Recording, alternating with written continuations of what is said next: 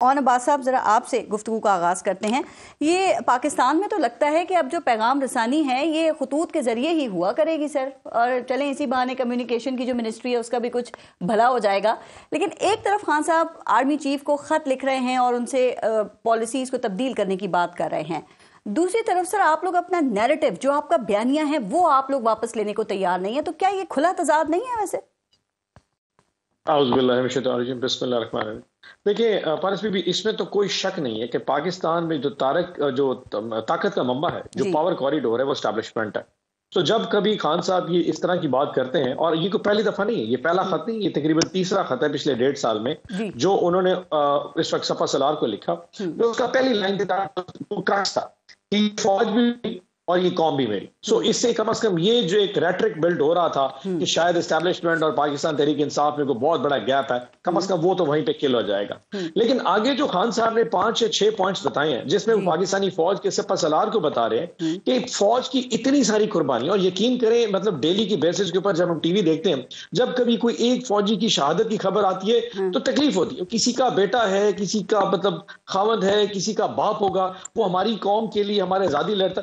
लेकिन माजरत के साथ, मैं मेरे सीनियर ऑनरेबल कलीग बैठे Tariq, no offence to them, but government इस फौज की इस कुर्बानियों को शायद सही था दुनिया को बावर ही नहीं करा पा रही। वो जो एक नैरेटिव दुनिया को एडजस्ट करा रहा था कि जी देखिए हमारी फौज कितनी कुर्बानी दे रही है, क्योंकि जो गवर्नमेंट खुद अपनी लेजिटिमेसी नहीं कायम कर सकी, अपनी आप की जो अपनी जो रजिस्टर्ड ही करा पाई हुकूमत करने की मेन जो शय थी, वो दुनिया को क्या बावर कराएगी कि हमारी फौज क्या कुर्बानी। तो खान साहब ने कहा कि हमारी कुर्बानियां बहुत है, लेकिन वो रेटरिक शायद रजिस्टर्ड नहीं हो पा रहा। फिर उन्होंने कहा कि पिछले 1.5 साल में जो कुछ हो रहा है पाकिस्तान में, चाहे वो 26वीं आईनी तरमीम है, चाहे वो पीका का ऑर्डिनेंस है, चाहे वो जो इस वक्त हाई कोर्ट में जजेस लगाए जा रहे हैं जो कि डिफरेंट पॉलिटिकल पार्टीज के जजेस हैं, जिन्होंने कल को सुप्रीम कोर्ट के जजेस लगना है, तो वो कह रहे थे कि फ्यूचर में कौन सा इंसाफ जाके मिलेगा। सो पाकिस्तान के जो इशूज हैं उन्होंने इन 6 इशूज पे मुहित करके बता दिया, जैसे कायदे आजम के 1929 में 14 नकात थे, 2025 के खान साहब की भी पॉइंट्स आपने बताए। लेकिन मसला ये है ना कि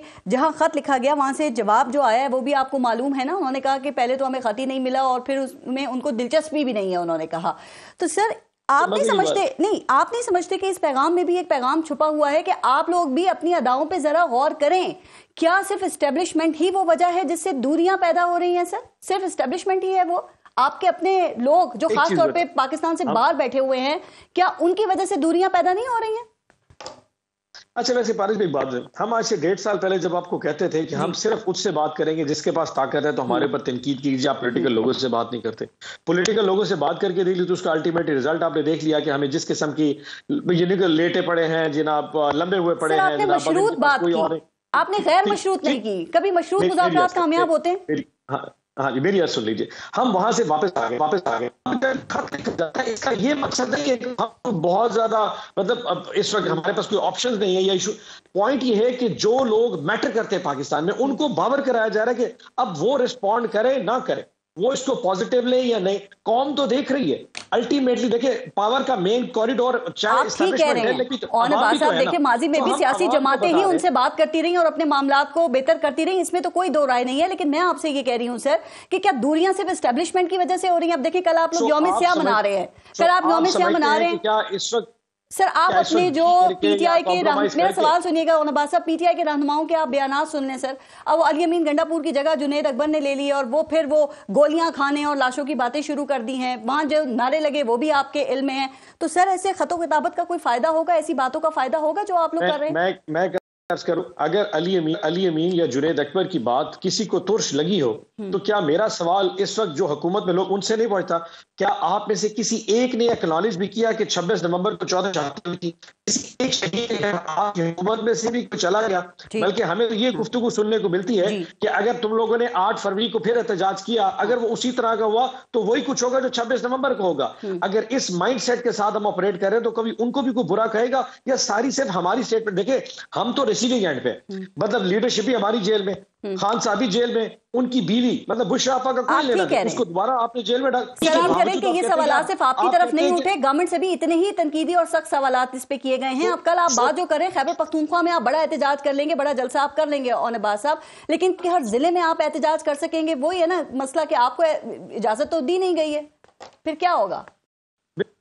पाकिस्तान में क्या पाकिस्तान पंजाब में पिछले डेढ़ साल से कहीं इजाजत नहीं। हालात ये है कि इस वक्त हमारे एक MP जो अपने घर की तरफ जा रहे थे प्रोटेस्ट करने की तैयारी के लिए, उनको गिरफ्तार कर दिया। कर्नल शोएब अवान हमारा लईस MP, उनको गिरफ्तार कर लिया। इस वक्त तमाम हमारी लीडरशिप पंजाब की अपने घरों से बाहर है, बाशमूल मेरे, और कल सुबह अपने कहीं जहां होगा एक अच्छा प्रोटेस्ट करेंगे ताकि दुनिया को बावर कराएं कि ये जो एक साल पहले पाकिस्तान में हुआ था ये अनप्रेसिडेंटेड है। लोगों में आपने करप्शन सुनी होगी, चोरी डाके सुने होंगे, इस तरह अवाम के मैंडेट पे, और यकीन करें 5-10 हजार की करप्शन है ना, व्यक्ति 1-1 लाख वोट की चोरी करके इस तरह के लोगों को पाकिस्तान के नसीब के ऊपर नाफिज कर। बस अब ये तो बड़ी कंफ्यूजन हो गई ना सर, क्योंकि आप लोग कहते हैं कि इलेक्शन में धांधली हुई है और फिर खैबर पख्तूनख्वा में पाकिस्तान तहरीक इंसाफ जीत गई और कल उसी सूबे में आप यौम सियाह मना रहे हैं जिसमें आपकी हुकूमत है, तो ये क्या लॉजिक है?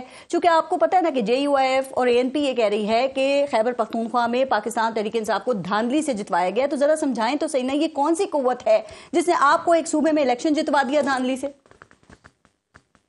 अच्छा, आपके सवाल के दो नैरेटिव, मैं दोनों को जवाब देने की कोशिश करूंगा, लेकिन किसी तौर पे ये नहीं हो सकता कि हम इस वक्त जमीयत उलमा इस्लाम के साथ कन्फ्रंटेशन में जाएं। पहले तो प्रोटेस्ट किए कि प्रोटेस्ट क्यों हो रहा है, जहां हमारी हुकूमत है तो बड़ा अल्टीमेट पार्टी वो जीती है वहां पे जिसका लीडर इस वक्त जेल में है, तो क्या उनका प्रोटेस्ट करना राइट नहीं बनता? पेशावर की सारी पूरे KPK की आवाम ने इमरान खान साहब को वोट दिया, आपने पाकिस्तान के सबसे पॉपुलर लीडर को जेल में डाल दिया, तो क्या KPK के आवाम का एहतजाज करना हक नहीं, बल्कि उनका हक तो ज्यादा बनता है क्योंकि वहां की हुकूमत भी है और शायद उनको रोक भी कोई नहीं सकता, तो एहतजाज तो वहां पे होगा। जहां तक आपने कहा मौलाना साहब से सवाल पूछा, मैं उसको क्लैरिफाई कर दूं। मौलाना साहब का क्लेम है कि 2 सूबों में, एक बलोचिस्तान और KPK में उनके साथ ज्यादती हुई है और शायद वोट के जो मैंडेट था उन आगे पीछे गया। बलोचिस्तान तो बिल्कुल है पड़ा, और KP में भी हमने शुरू में भी कह दिया था कि जहां पे मौलाना साहब या उनकी पार्टी समझती है हम उसके ऊपर वहां पे उसको इन्वेस्टिगेशन के लिए वहां पे राजी हैं, क्योंकि देखिए पोलिटिकल जमात है, उनका राइट है, वो समझते हैं उनका ज्यादती हुई है।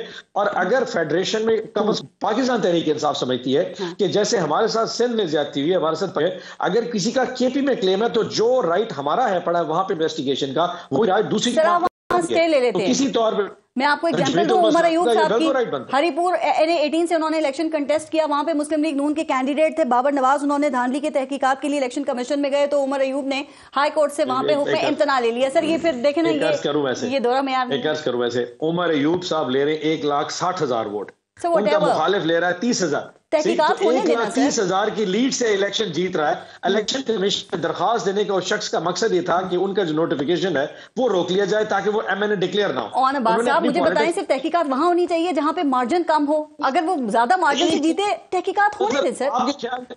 1,30,000 का डिफरेंस था और मुस्लिम लीग नून के उम्मीदवार का सिर्फ और सिर्फ ये क्लेम था कि जो उनका नोटिफिकेशन ना हो, वो तो सिर्फ उसकी मतलब। मैं तो ये कह रहा हूं कि अगर किसी जमात को लॉजिकल बात है, अब यकीनन 1,60,000 वोट उमर अयूब साहब को पड़ा है, वो किसी ने डलवाया तो नहीं है, वो डब्बों में यकीनन पाकिस्तान की आवाम डाल के गए थे, वो एक अलग मंतक है। लेकिन मैं ये कह रहा हूं कि मौलाना साहब की जमात का इशू है, हम पहले दिन से क्लियर है कि जैसे हम तहकीकात, मौलाना साहब का भी राइट बनता है, अगर वो इसका क्लेम है तो यहाँ पे तहकीकात होनी चाहिए। इस वक्त क्या वजह है कि अभी तक JUIF और PTI का इत्तेहाद नहीं हो सका? इसमें रुकावट क्या है? क्योंकि JUIF तो कहती है हम खैबर पख्तूनख्वा में PTI के मुकाबले में इलेक्शन लड़ते हैं, और आपको पता है ना यही चीज इस वक्त हुकूमत के बड़े फायदे में जा रही है। मौला आप देखें JUIF का PDM वाला जो इत्तेहाद था वो तो बड़ी जल्दी बन गया था, आप लोगों ने जो इत्तेहाद बनाया ऑपोजिशन का उसमें अभी तक ये शामिल क्यों नहीं हो पा रहे? क्या वजह है, क्या रुकावट है? फिर दो बड़ी वजूहत है। एक तो हमारा जो पास्ट हिस्टोरिकल रिकॉर्ड है दोनों जमातों का, वो इतना कोई प्लेजेंट रहा नहीं है, हमेशा से हमारे इख्तलाफात रहे आपस में पार्टी में।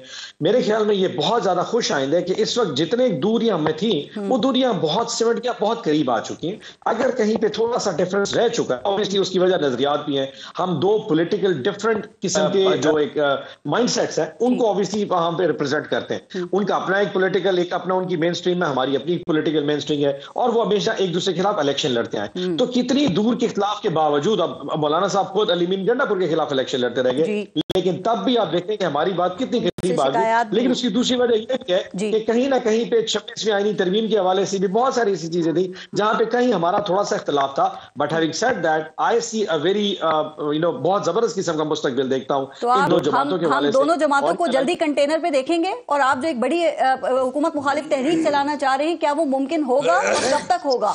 आगे रमजान आ रहे हैं, चैंपियंस ट्रॉफी वगैरह, गर्मियां जी, मैं कोई तारीख तो नहीं दे सकता, लेकिन मैं ये जरूर प्रेडिक्ट सकता हूँ ना, मैं ये कह सकता हूँ कि डेरे में दोनों, जो मैं ये जरूर सकता हूँ कि एक तहरीक जरूर चलेगी जिसमें जितनी भी जमातें बाशमूल जमीयत उलमा इस्लाम की, जो समझती है कि पाकिस्तान में इस वक्त जो निजाम है वो जमहूरियत नहीं है, वो एक ढकोसला है, जो समझती है पाकिस्तान में यकीनन एक नाफिज ऐसा निजाम किया गया है जो लेजिटिमेट नहीं है, वो सारी इकट्ठी होंगी और उसमें बहुत बड़ी तादाद है, और वो कंटेनर हो या डी चौक हो या इस्लामाबाद हो या लाहौर या पेशावर हो, कहीं भी कुछ हो सकता है।